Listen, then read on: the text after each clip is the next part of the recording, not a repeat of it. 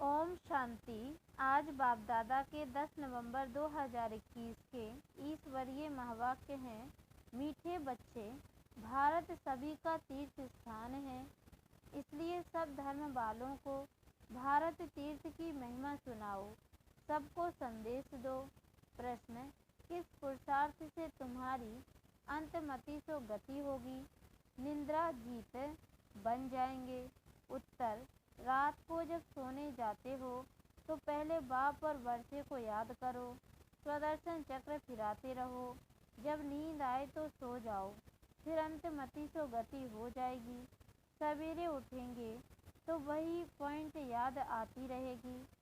ऐसा अभ्यास करते तुम नींद को जीतने वाले बन जाएंगे।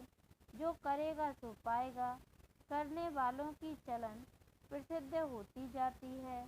गीत, जो पिया के साथ है। ओम शांति। जो पिया के साथ है। अब दुनिया में बाप तो बहुत हैं, परंतु उन सब का बाप रचयिता एक ही है।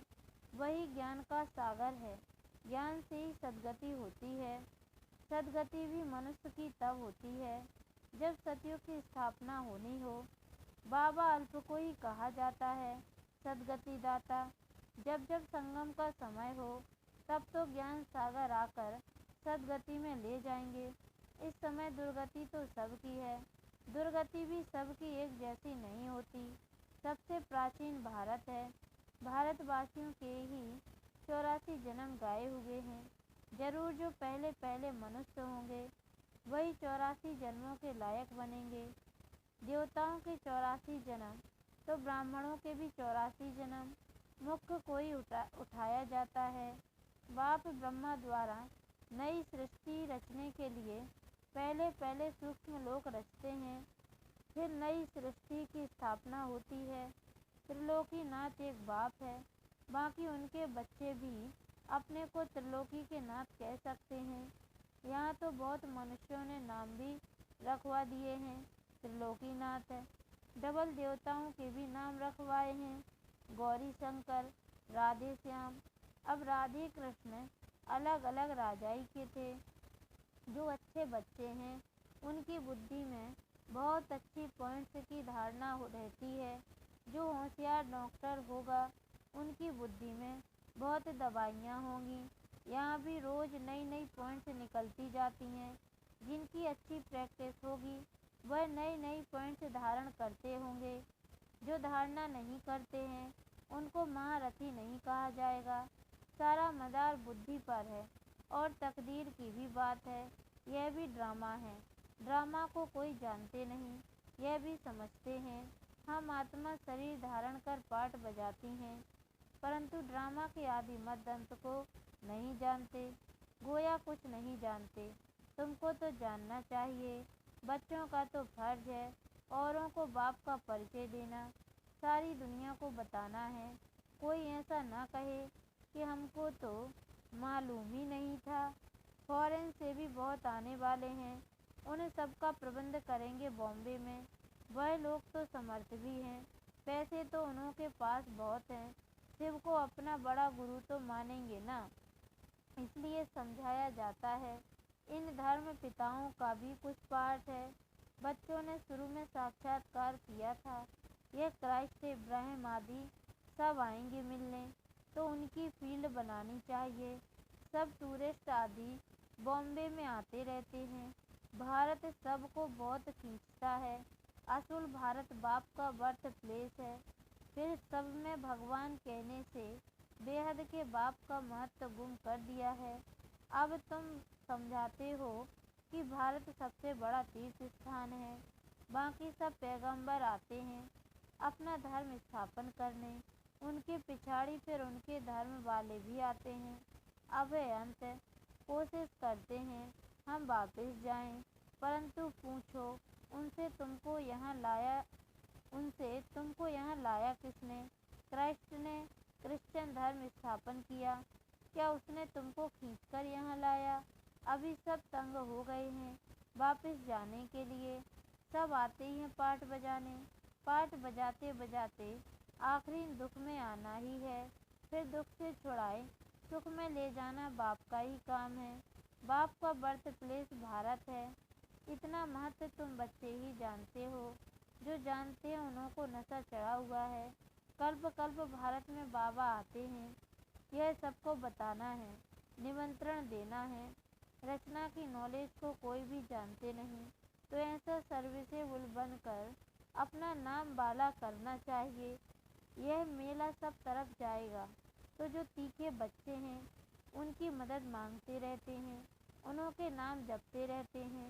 एक तो शिव बाबा को जपते हैं, दूसरा ब्रह्मा बाबा को, तीसरा फिर कुमार का गंगे मनोहर को जपेंगे। भक्ति मार्ग में हाथ में माला फेरते हैं, अब मुख से नाम जपते हैं। फलानी बहुत सर्विसेबल है, निरंकारी है, मीठी है, देह अभिमान नहीं है। कहते हैं ना, घूरता घुराए स्नेह दो तो स्नेह मिलेगा। अब बाप कहते हैं तुम दुखी बने हो, तुम मुझे याद करेंगे तो मैं भी मदद करूँगा। तुम नफरत करेंगे तो यह तो गोया अपने ऊपर नफरत करते हैं। पद नहीं मिलेगा। धन कितना था मिलता है, किसको लॉटरी मिलती है तो कितना खुशी होती है। उनमें भी कितने इनाम आते हैं, फिर सेकंड प्राइज थर्ड प्राइज भी होती है। यह भी ईश्वरीय रेस है, ज्ञान और योग की रेस है। जिनमें तीखे जाएंगे वही गले का हार बनेंगे और तख्त पर नज़दीक बैठेंगे। तुम सब हो कर्म योगी, अपने घर को भी संभालो। क्लास में 1 घंटा पढ़ना है, फिर घर में जाकर रिवाइज करना है। स्कूल में भी ऐसे करते हैं ना, पढ़कर फिर घर में जाकर रिवाइज करते हैं। बाप कहते हैं 1 घड़ी आधी घड़ी, दिन में 8 घड़ी होती है। उनमें भी बाप कहते हैं 1 घड़ी, अच्छा आधी घड़ी, 15-20 मिनट भी क्लास में पढ़कर धारणा कर, फिर धंधा धोरी में चक्र लगाओ। आगे तुमको बाबा बिठाते थे तो बाप की याद में बैठो, स्वदर्शन चक्र फिराओ। याद का ज्ञान तो था ना, बाप और बरसे को याद करते, स्वदर्शन चक्र फिराते। जब देखो नींद आती है तो सो जाओ, फिर अंतमति सो गति हो जाएगी। फिर सवेरे उठेंगे तो वही पॉइंट्स याद आती रहेंगी। ऐसे अभ्यास करते करते तुम नींद को जीतने वाले बन जाएंगे। जो करेगा सो पाएगा, करने वाले का देखने में आता है, चलन प्रसिद्ध होती है, देखा जाता है। यह विचार सागर मंथन करते हैं, धारणा करते हैं। कोई लोभ आदि तो नहीं है। यह शरीर पुराना है, इनका भी बहुत ख्याल नहीं करना है। यह ठीक भी तब रहेगा जब ज्ञान योग की पूरी धारणा होगी। धारणा नहीं होगी तो शरीर और सड़ता जाएगा, सड़ते सड़ते बिल्कुल ही कब्र दाखिल हो जाएगा। नया शरीर फिर भविष्य में मिलना है, आत्मा को पवित्र बनाना है। यह तो पुराना मूत पलीती शरीर है, इनको कितना भी पाउडर लगाओ तो भी बर्थ नौटे पहनी है। अब तुम सबकी सगाई शिव बाबा से है। जब शादी होती है तो उस दिन पुराने कपड़े पहनते हैं। अब इस शरीर का स्थूल श्रृंगार ज़्यादा नहीं करना है। ज्ञान योग से अपने को सजाएंगे तो परियां बन जाएंगे। यह है ज्ञान मानसरोवर, इसमें ज्ञान की डुबकी मारते रहो तो तुम स्वर्ग की परियां बन जाएंगे। प्रजा को परी नहीं कहेंगे। कहते हैं कृष्ण ने भगाया, फिर महारानी पटरानी बनाया। ऐसे तो नहीं कहेंगे, भगाकर प्रजा में चांडाल बनाया। भगाया पटरानी बनाने के लिए, तुमको भी ऐसा पुरुषार्थ करना चाहिए। ऐसे नहीं जो मिला। यह है पाठशाला, यहाँ है मुख्य पढ़ाई। गीता पाठशाला बहुत बनाते हैं, बैठकर गीता सुनाते हैं, कंठ कराते हैं। कोई एक श्लोक उठाकर फिर उस पर विस्तार से बैठ समझाते हैं। कोई ऐसे ही पढ़ते हैं, कोई एक श्लोक पर आधा पौना घंटा भाषण करते हैं। उनसे फ़ायदा कुछ भी नहीं। यहाँ तो बाप बैठ पढ़ाते हैं, एम ऑब्जेक्ट क्लियर है। और कोई भी वेद शास्त्र पढ़ने में एम ऑब्जेक्ट नहीं है। पुरुषार्थ करते रहो, परंतु मिलेगा क्या? जब बहुत भक्ति करते हैं तब भगवान मिलता है, तो भी रात के बाद दिन जरूर होगा। कल्प की आयु कोई क्या बताते हैं, अब समझाने की भी ताकत चाहिए, योग बल से काम निकालना है। अगर नहीं कर सकते तो गोया ताकत नहीं है, योग नहीं है। बाबा भी मदद उन्हों को करते हैं जो योग युक्त बच्चे हैं। ड्रामा में जो है वह रिपीट होता है, सेकंड बाय सेकंड जो पास्ट होता जाता है, टिक टिक होती जाती है। हम श्रीमत से एक्ट में आते हैं, श्रीमत पर नहीं चलेंगे तो श्रेष्ठ नहीं बनेंगे। नंबर बार तो है ना, यह लोग समझते हैं हम एक हो जाएं, पर अर्थ का पता ही नहीं। तो एक क्या हो जाएं? क्या एक फादर हो जाना चाहिए या एक ब्रदर्स हो जाना चाहिए? अगर ब्रदर्स कहते हो तो भी ठीक है, श्रीमत से बरोबर हम एक बन सकते हैं। तुम सब एक मत पर चलते हो, तुम्हारा बाप टीचर गुरु एक ही है। जो पूरा श्रीमत पर नहीं चलेंगे वह श्रेष्ठ नहीं बन सकेंगे। अगर एकदम नहीं चलेंगे तो ख़त्म हो जाएंगे। रेस में जो लायक होशियार होते हैं उनको ही रखते हैं। बड़ी रेस में अच्छे घोड़े निकालते हैं क्योंकि लॉटरी भी बड़ी रखते हैं। यह भी ह्यूमन अश्व रेस है। हुसैन का भी घोड़ा दिखाते हैं। हिंसा दो प्रकार की होती है। नंबर 1 है काम कटारी, जो आधा कल्प से अपना भी खून दूसरों का भी खून करते आए। इस हिंसा को कोई जानते ही नहीं। सन्यासी भी ऐसे नहीं समझते हैं, सिर्फ वह कह देते हैं यह बेकार है। बाप तो कहते हैं बच्चे ये काम महाशत्रु है, यह आदि मद्दंत दुख देने वाला है। यह भी सिद्ध कर बताना है कि हमारा प्रवृत्ति मार्ग है, राजयोग है, तुम्हारा हठ योग है। तुम शंकराचार्य से हठ योग सीखते हो, हम शिवाचार्य से राजयोग सीखते हैं। आगे चलकर तुम्हारी प्रत्यक्षता होगी जरूर।